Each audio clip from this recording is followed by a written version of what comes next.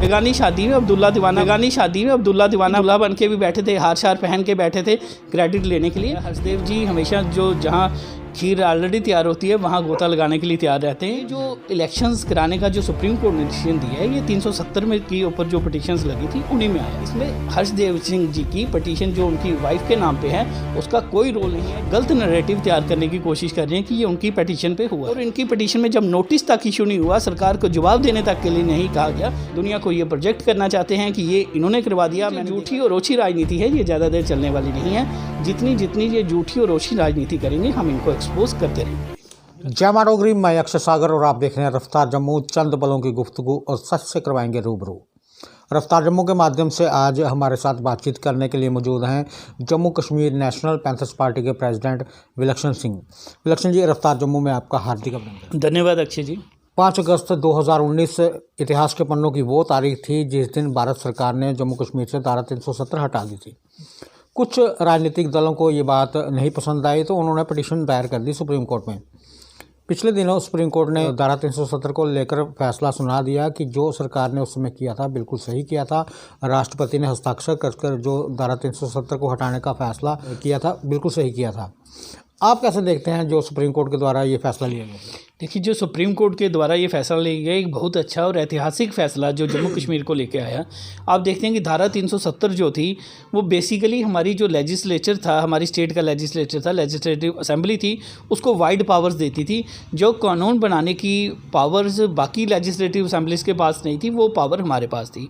लेकिन जो इसका ना गलत इस्तेमाल जो हमारे बहुत से ऐसे लीडर्स थे, खास करके हमारे कश्मीर के लीडर, जिन्होंने जम्मू कश्मीर को एक अलग कंट्री दिखाने की कोशिश की, एक अलग उसका झंडा बना दिया, एक अलग संविधान बना दिया, और कभी कहते थे सेल्फ रूल दे दो, कभी कहते थे अटानमी दे दो, कभी कहते थे करेंसी जो है पाकिस्तान की वो जॉइंट करेंसी चलनी चाहिए, इसमें जॉइंट कंट्रोल होना चाहिए। तो इस तरीके से दिखाने की कोशिश की जा रही थी कि जम्मू कश्मीर भारत का अंग नहीं है। जब आप कोई एक्ट भी पढ़ते थे, सेंट्रल का कोई एक्ट होता था, ज़्यादातर एक्ट में आप ये देखते थे वो ये होता है applicable to whole of India except the state of Jammu and Kashmir. तो एक इस तरीके का भाव पैदा होता था कि जैसे कि जम्मू कश्मीर भारत का अंग नहीं है, और इस चीज़ को बहुत ज़्यादा भुनाया भी कश्मीर की पार्टियों ने। अब जब धारा 370 टूट चुकी है, 2019 में इसको पार्लियामेंट ने तोड़ दिया, और तोड़ा नहीं, बेसिकली हम कहेंगे बेसिकली इसको अमेंड किया गया है। जो स्पेशल प्रोविजन था इससे हटा दिया। धारा 370 आज भी कॉन्स्टिट्यूशन में है, लेकिन इसको अमेंड कर दिया गया है। जो स्पेशल पावर्स असेंबली के पास थी वो ख़त्म कर दी गई। इससे एक जो भाव है, एक जो भारत के साथ एकता का भाव है वो बढ़ेगा। अब 2 निशान, 2 संविधान, 2 प्रधान होने की बात कहीं नहीं रही। अब भारत के साथ पूर्णतया जो प्रश्न चिन्ह कोई कश्मीर की पार्टियां उठाती थी वो प्रश्न चिन्ह पूरी तरह से उठ चुका है।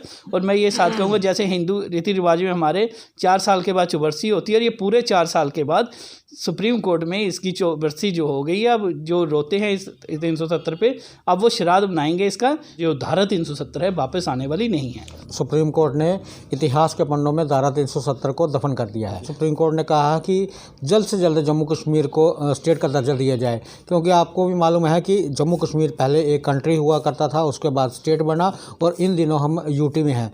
देखिए, सुप्रीम कोर्ट ने एक वाइटल पॉइंट पे फैसला नहीं दिया, वो ये था कि क्या स्टेट को यूटी में कन्वर्ट किया जा सकता है या नहीं। वो इसीलिए उन्होंने नहीं दिया कि उन्होंने कहा कि गवर्नमेंट की तरफ से जो श्योरिटी जो दी गई है, एश्योरेंस दी गई है कि जम्मू कश्मीर को जल्द से जल्द वापस स्टेटहुड का दर्जा दिया जाएगा। और इसके साथ साथ डायरेक्शन भी उन्होंने की कि एट द अर्लीस्ट जो है आप इसको JNK को स्टेटहुड का दर्जा दे दीजिए।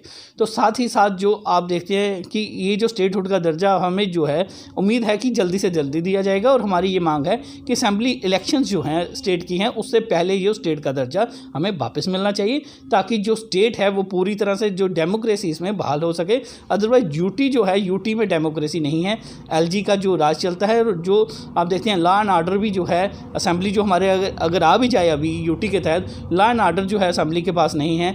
जो करप्शन के मैटर्स हैं वो असेंबली के पास नहीं है।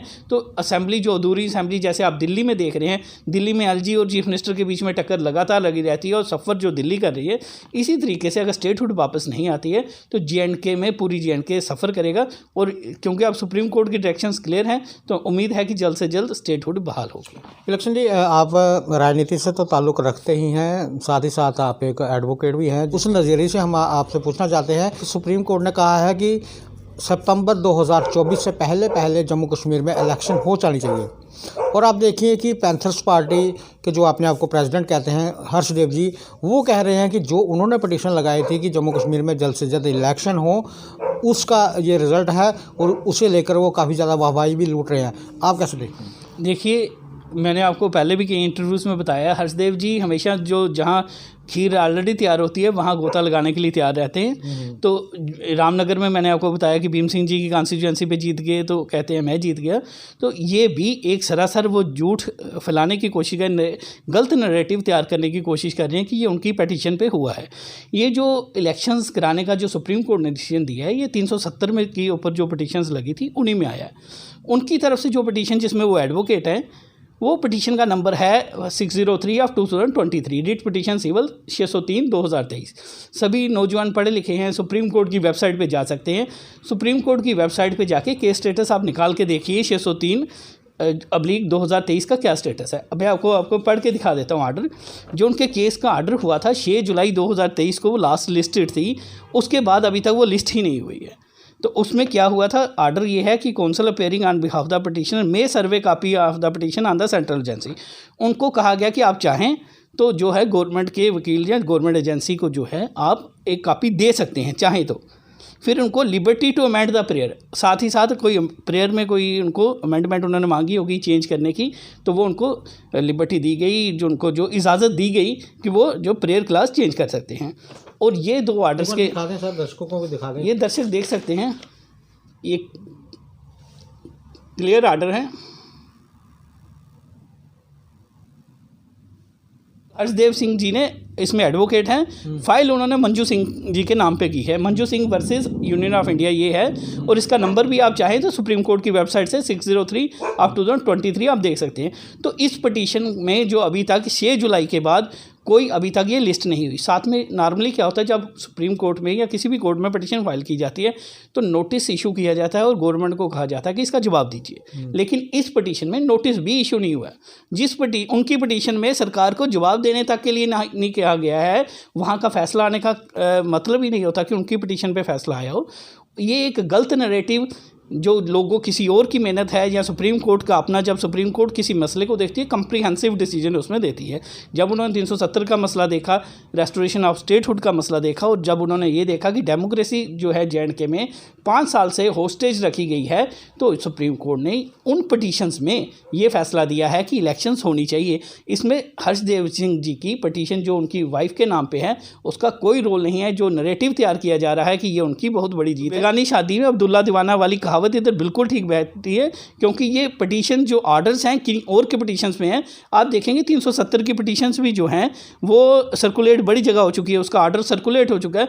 अगर आप उसमें देखेंगे जो पटिशन्स हैं, क्या 603/2023 पटिशन उसमें मैंशनड है। उस जजमेंट में भी आप देखेंगे ना ही कहीं मंजू सिंह का जिक्र है, ना ही कहीं इस पटिशन का जिक्र है। और इनकी पटिशन में जब नोटिस तक इशू नहीं हुआ, सरकार को जवाब देने तक के लिए नहीं कहा गया, जो कि नॉर्मली जब पटिशन फाइल की जाती है फर्स्ट डेट में नोटिस इशू होता है, और इनकी पटिशन में नोटिस भी इशू नहीं हुआ। लेकिन ये दुनिया को ये प्रोजेक्ट करना चाहते हैं कि ये इन्होंने करवा दिया। मैंने देखा कि बाकी दूल्हा बन के भी बैठे थे, हार शार पहन के बैठे थे क्रेडिट लेने के लिए। ये जो झूठी और ओछी राजनीति है, ये ज़्यादा देर चलने वाली नहीं है। आप बड़े तरीके से कभी कहते हैं माला जी जो हो गया, ये हो गया, माला जी के कातिलों को जो है जेल में डरो, SSP के बाहर धरना देते हैं। बिट्टू दर्जी हो गया, जब ED का नाम आया तो आपने सुना होगा, बिट्टू दर्जी उसके बाद दिखाई नहीं जब उन्होंने कहा कि मैं ED में जाऊँगा। तो ये जो झूठी और ओछी राजनीति है, ये ज़्यादा देर चलने वाली नहीं है। जितनी ये झूठी और ओछी राजनीति करेंगे, हम इनको एक्सपोज करते रहेंगे। पार्लियामेंट के इलेक्शन भी आने वाले हैं। Jammu Kashmir national panthers party का क्या बनेगा? क्योंकि आप कहते हैं मैं प्रेसिडेंट हूँ, वो कहते हैं मैं प्रेसिडेंट हूँ, आखिरकार लोगों को कैसे क्लियर होगा? देखिए, लोगों को तो मैंने पहले क्लियर किया। अब जो है हम इलेक्शन कमीशन ऑफ इंडिया को जो लास्ट रिक्वेस्ट कह लें वो करने जा रहे हैं। उसके बाद जो हम कोर्ट का रास्ता इख्तियार करेंगे, क्योंकि इलेक्शन कमीशन ऑफ इंडिया ने इस मैटर को काफ़ी डिले कर दिया। हमने इलेक्शन कमीशन ऑफ इंडिया को साफ तौर पे लिखा था कि जो व्यक्ति आम आदमी पार्टी का मेंबर है, वो आके एकदम से अपने आप को वर्किंग कमेटी का मेंबर कह देता है, तो आप उनको कैसे कंसिडर कर रहे हैं वर्किंग कमेटी का मेंबर, या उनकी दी हुई कोई भी पटिशन कैसे कंसिडर कर रहे हैं।